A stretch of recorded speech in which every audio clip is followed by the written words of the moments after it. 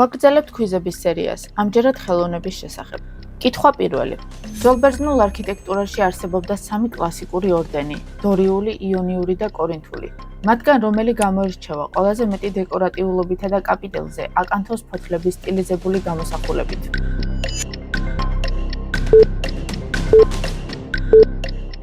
სწორი პასუხია კორინთული.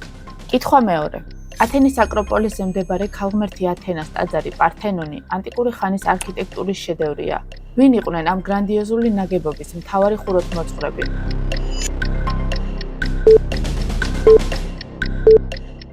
სწორი პასუხია იქტინოსი და კალიკრატესი. კითხვა მესამე.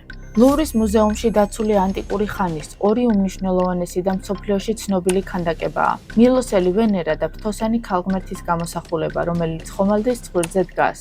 რა ჰქვია ამ მეორე ელინისტური ხანის შედევრს?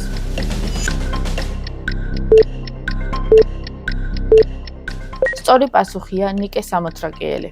კითხვა მეოთხე. ძველბერძნულ ქანდაკებაში კლასიკურ პერიოდში დამკვიდრდა სხეულის ბუნებრივი, ასიმეტრიული პოზა, როდესაც წონა გადატანილია ერთ ფეხზე, რის გამოც მენჯი და მხრები საპირისპიროდ იხრება. რა ეწოდება ხელოვნების თეორიაში ამ ტექნიკას?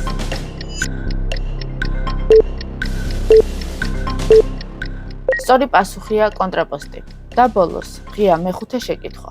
ანტიკური საბერძნეთის არქიტექტურაში კლასიკური ორდერების განვითარებისას სვეტების ზედაპირზე ვერტიკალურად ამოკვეთდნენ სპეციალურ ღარებს, რომლებსაც კანელურები ეწოდება.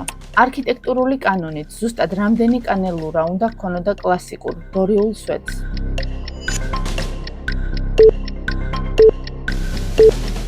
პასუხი დაწერე კომენტარებში.